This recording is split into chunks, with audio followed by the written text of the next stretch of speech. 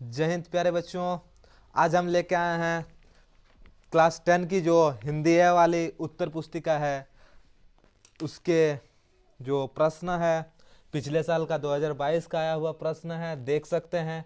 Annual secondary examination 2022 term 1, ठीक है, जो OMR सीट में हो रही है, तो उसका हम लेके आए हैं आज वीडियो।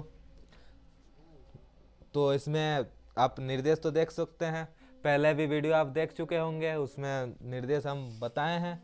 तो निर्देश OMR सीट में भरा जाएगा। इसमें अपना हस्ताक्षर करना अनिवार्य है। 40 बहुविकल्प प्रश्न है, ये सब आपने देख चुके होंगे आगे चैप्टर में। ठीक, सबसे पहले ही आप अगर पेज पलटेंगे तो देखने को मिल जाएगा आपको एक बड़ा सा अपाठित बोध, ठीक है, जिसे ध्यान पूर्वक पढ़ लेना है और उससे एक हिंस ले लेना है, ठीक है। जैसे कि इसमें सांस की ज़िंदगी सबसे बड़ी ज़िंदगी है, ऐसे ज़िंदगी की सबसे बड़ी पहचान यह है कि वो पूरा पढ़ लेना है अच्छी तरीके से और क्वेश्चन आंसर का सॉल्विंग कर देना है। जैसे कहा गया है सांस की ज़िंदगी सबसे बड़ी क्या होती है, तो यहाँ पर पहले ही लाइन में लिखा है सांस की ज़िंदगी सबसे बड़ी क्या है, जिंदगी।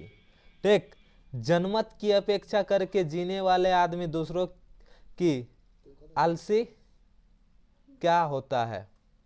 जनमत देख सकते हैं, इसमें लिखा होगा जनमत, यहाँ पर जो है जनमत की अपेक्षा करके जीने वाले आदमी दुनिया की असली ताकत होती है। क्या होती है, असली क्या होती है, यहाँ पर लिखा है असली क्या होता है, तो असली ताकत होता है, ठीक है। किसी मनुष्य की पहली पहचान यह है कि वह किसी के बारे में कोई चिंता नहीं करता है। तो कौन, किस मनुष्य, तो किस मनुष्य, साहसी, साहसी के बारे में पढ़ रहे हैं तो ये साहसी ही होगा। जनमत शब्द में कौन सा समास है, तो जनमत जो शब्द है जन जोड़ मत, तो इसमें समास है तत्पुरुष समास, ठीक है। अड़ोस पड़ोस को देखकर चलना यह कैसे जीवन का काम है। अड़ोस पड़ोस को देखकर कौन चलता है, जो साधारण मनुष्य है, लेकिन साहसी मनुष्य अपने जैसा चलता है। तो ये एक पैसेज में ही लिखा हुआ था, तो इसका आंसर आसानी से आप लोग ढूंढ सकते हैं। ठीक, अब ये भी एक अपाठित गद्यांश है। अपाठित का मतलब होता है इसमें सिर्फ इसी में पढ़ना है, बुक का कोई इसमें लेना देना नहीं है, सिर्फ इसी को पढ़ते हैं, इसी से आंसर बनाएंगे। तो इसमें 6 से 10 तक का आंसर बनाना है, ठीक है। देखिए क्या लिखा हुआ है, हंस लो दो क्षण खुशी मिली वरना जीवन भर क्या है। तो यहाँ पर देख सकते हैं लिखा हुआ है हंस लो दो क्षण खुशी मिली वरना जीवन भर कृदंत, तो इसका आंसर कृदंत, ठीक है। दूसरा, दूरतलक किसकी गाथा है, यहाँ पर आप पढ़ सकते हैं, ये देख सकते हैं दूरतलक किसकी गाथा लिखी हुई है यहाँ पर।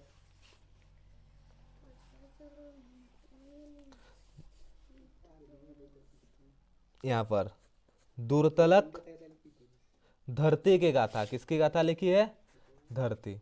नीले गगन का एक शब्द क्या होगा, नीले गगन यानी नीलांबर, ठीक है। खिलता फूल क्या हो जाता है, खिलता फूल मलन हो जाता है, कविता में लिखा हुआ है, देख सकते हैं कविता। पहले कविता पूरा देख लें, अच्छी तरीके से पढ़ लें, उसके बाद इधर का सॉल्व कर देना है। खिलता हुआ पद फूल क्या होता है, मलन, यहाँ पर लिखा हुआ है खिलता हुआ फूल मलन हो जाता है, ठीक। इस तरीके से ढूंढ के लिख देना है। जब सावन घन घिर जाता है तब कौन छिप जाता है, जब सावन घन घिर जाता है तो कौन छिप जाता है, यहीं पर लिखा हुआ है। जब सावन घिर जाता है उगता सुगर, उगता ढलता रहता है सूरज, जिसकी साक्ष नीली गगन है। तो इसका है जब सावन तो कौन छिप जाता है, हंसी छिप जाता है, ठीक। यहाँ पर अब व्याकरण के प्रश्न पूछे गए थे पिछले साल, इस साल भी इसी प्रकार से पूछे जाएंगे। निम्न में से किस वाक्य में अकर्मक क्रिया है, अकर्मक क्रिया जिसमें कोई कर्म ना हो, ठीक है, जिसमें कर्म ना हो उसी को कहते हैं अकर्मक क्रिया। अकर्मक, अकर्मक क्रिया के बारे में आप लोग जान सकते हैं, जैसे कि बच्चे खेल रहे हैं, बच्चे खेल रहे हैं, सिर्फ खेल रहे हैं, क्या खेल रहे हैं, किस पर खेल रहे हैं, तो उसमें कर्म ही नहीं है, तो यह हो जाएगा एक अकर्मक क्रिया। जैसे वह पुस्तक पढ़ रहा है तो पुस्तक क्या है, कर्म। इसमें पिताजी रेडियो सुन रहे हैं तो रेडियो कर्म, यहाँ भोजन बना रही है, ठीक है, तो इसमें कोई नहीं है, तो यह हो जाएगा अकर्मक क्रिया। निम्न में से कौन सा सकर्मक क्रिया का उदाहरण है? सकर्मक क्रिया जिसमें कर्म होता है। तो कर्म किसमें है? वह खेल रहा है, तो खेल में तो कर्म नहीं है। इसमें वह रोटी खा रहा है, इसमें कर्म है। ठीक, नेक्स्ट क्वेश्चन, गुरु का अर्थ शिक्षक और दूसरा, तो शिक्षक को तो अध्यापक भी कहते हैं, लेकिन इसका हो जाएगा आचार्य। ठीक है, निम्न में से कौन सा स्वेद का अनार्थक शब्द है? स्वेद यानी सफेद, सफेद तो उसका अर्थ हो जाता है, तो श्याम, श्याम तो सफेद नहीं होता है, इसके लिए श्याम इसका सही आंसर हो जाएगा। आजीवन कौन सा समास है? आजीवन, आजीवन, तो आजीवन है अव्ययभावी समास। ठीक है, रचना के आधार पर वाक्य के कितने प्रकार होते हैं? तो रचना के आधार पर वाक्य 3 प्रकार के होते हैं। मेरी इच्छा है कि मैं डॉक्टर बनूं, यह कौन सा वाक्य है? तो मेरी इच्छा है कि मैं डॉक्टर बनूं, इसमें 2 वाक्य जुड़ गए हैं, तो यह हो जाएगा मिश्र वाक्य। पिताजी के द्वारा अखबार पढ़ा गया है, यह कौन सा वाक्य है? तो यह कर्म वाक्य होगा। ठीक है, नेक्स्ट, विद्यालय घर के डैश है, तो इसमें दूर, दूर लिखा हुआ है, दूरी लिखा हुआ है, संटा लिखा हुआ है, तो इसके लिए सही हो जाएगा निकट। वाच्य कितने प्रकार के होते हैं? हिंदी में वाच्य 3 प्रकार के होते हैं। ठीक, अब पाठ्य पुस्तक से, यानी इसमें जो लिखी हुई रहेगी, लिखा हुआ रहेगा, वह बुक्स में जो रहेगा उसी से रहेगा। ठीक है, जैसे कि इसमें है फसल क्या है? और तो कुछ नहीं, वह नदियों के पानी का जादू, वह हाथों के स्पर्श की महिमा है, भूरी काली सुंदली मिट्टी का गुणधर्म, रूपांतरण है सूरज की किरणों का, सिमटा हुआ संकोच है हवा की थरथराने का। ठीक है, यह एक है कविता है। तो देख सकते हैं फसल लिखा हुआ है, हाथों के स्पर्श, पानी, तो ये चैप्टर किसका है? फसल पाठ का है। ये किसका है? फसल पाठ का है। फसल, ये जो कविता है, और कविता का कवि का नाम को याद करने के लिए मैंने एक ट्रिक्स वाली वीडियो बनाई है, उसे आप लोग जरूर देख लें, ताकि कोई भी कविता आए तो उसका आप वीडियो उसका आप सॉल्व कर सकते हैं। तो फसल, फसल के लिए हमने ट्रिक्स बनाए थे। मुस्कुराते हुए नागार्जुन फसल काट रहा है, मुस्कुराते हुए नागार्जुन फसल काट रहा है, तो फसल कौन लिखा है? नागार्जुन, इसमें हम लिखे थे। और एक कविता फसल के साथ साथ और एक कविता है जिसने नागार्जुन ने ही लिखा था, तो वह है दुर्राती मुस्कान। तो मुस्कुराना और फसल, ये दोनों नागार्जुन में लिखा था। ठीक है, तो इसके लिए आप ट्रिक्स वाले वीडियो जरूर देख लें, और नए आए हैं तो सब्सक्राइब जरूर कर ले चैनल को, ताकि ऐसे वीडियो आपको छूटे नहीं। ठीक है, 21 में आते हैं, फसल किसका जादू है? तो आंसर इसी में से मिल जाएगा आपको, आंसर जो मिलेगा इसी में मिल जाएगा। देख सकते हैं, पानी का जादू है, फसल नदियों के पानी का जादू है, तो इसमें देख के ही कर देना है। फसल किसका जादू है? नदियों के पानी का जादू है। फसल किसका गुणधर्म है? यहीं पर आपने पढ़ा होगा, फसल भूरी काली सुंदली मिट्टी, तो मिश्रित मिट्टी का गुणधर्म, किसका गुणधर्म है? मिश्रित मिट्टी का। फसल किसका रूपांतरण है? इसमें भी आप देख सकते हैं, यहाँ पर क्या है? फसल रूपांतर है सूरज के किरणों का, तो फसल किसका रूपांतर है? सूरज के किरणों का। ठीक है, सूरदास की काव्य भाषा है, इसमें 24 तक थी, उसी चैप्टर वो जो कविता दिया हुआ था उसी में से ये 24 तक बनाना था। अब 25 नंबर में दूसरी आ जाता है। ठीक है, अब सूरदास की काव्य भाषा है, तो सूरदास जो कविता लिखते थे वह पद लिखे थे, जिसे ब्रज भाषा कहा जाता है। क्या भाषा कहा जाता है? ब्रज भाषा। गोपियों ने किसे भाग्यवान माना? तो उद्भव को। गोपियों ने किसे भाग्यवान माना? उद्भव को। उत्साह कविता के कवि ने किससे गरजने को कहा? किससे गरजने को कहा? उत्साह है, बादल गरजेगा, गरजना तो बादल को ही है ना, तो इसका राइट आंसर बादल।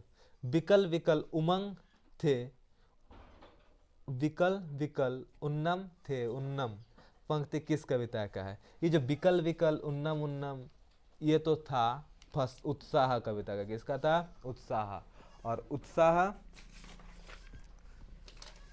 उत्साह कविता जो था उसे लिखा था निराला, यानी सूर्यकांत त्रिपाठी निराला। उत्साह को किसने लिखा? निराला। निराला बहुत ही उत्साही है। निराला कैसा है? बहुत ही उत्साही। तो ये उत्साह चैप्टर निराला ने लिखा था। ठीक है, नेक्स्ट आ जाता है हलदार साहब। ये जो 29 से 32 तक हलदार साहब पान वाला वो जो देशभक्ति था ना, लंगड़ा आदमी था जो चल रहा था, तो उसकी कहानी आपने देख ली होगी, अगर पढ़ा भी होगा। ठीक, तो इस पार्ट का ये दिया हुआ है हलदार साहब, और पान वाला जब भी आ जाएगा तो ये समझ लेना है कि उसका उस पार्ट का है। ये सिर्फ एक पॉइंट मिल जाता है, आपको आंसर इससे बाहर से बना लेना है, ये एक हिंस है। ठीक है, प्रस्तुत गद्यांश का लेखक कौन है? तो अगर वो जो हवलदार साहब था उसका लेखक जो था वह स्वयं श्याम प्रकाश था। ठीक है, श्याम प्रकाश। हवलदार साहब को क्या अच्छा नहीं लगा? तो हवलदार साहब को क्या अच्छा नहीं लगा था, इसमें लिखा होगा, नहीं तो फिर बाहर से आपको देखना पड़ेगा, अपने से याद करना है। हवलदार साहब को क्या अच्छा नहीं लगा? पान वाले के द्वारा एक देशभक्तों का मजाक उड़ाया जाना। सब पार्ट आपने अगर पढ़ लिए हैं तो उसका आंसर इस तरह से बना लेना है। बूढ़ा मरियल सा लगना आदमी कौन था? वो था कैप्टन। ठीक है, कप्तान क्या करता था? तो चश्मा बेचता था, तो वो फेरी बेचता था, चश्मा फेरी के रूप में बेचता था। बाल गोविंद भगत किस प्रकार का पाठ है? तो वह एक रेखा चित्र है। बाल गोविंद भगत किस कद के आदमी थे? तो वह मझिला कद के आदमी थे। जो बाल गोविंद भगत थे वह मझिला कद के आदमी थे। बाल गोविंद भगत साहब किसको मानते थे? साहब जो था, बाल गोविंद जो पाठ है उसने साहब किसे मानते थे? तो उसे कबीरदास को साहब मानते थे। ठीक है, बाल गोविंद भगत की संगीत साधना का चरम उत्सव किस दिन देखा गया?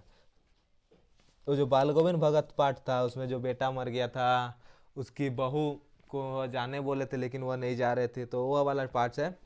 उसमें वो जो बाल संगीत साधना है उसका चरम उत्सुकता कुछ दिन माना, तो जब उसका बेटा की मौत हो गई तब उस दिन वह माना था, उसे माना जाता है।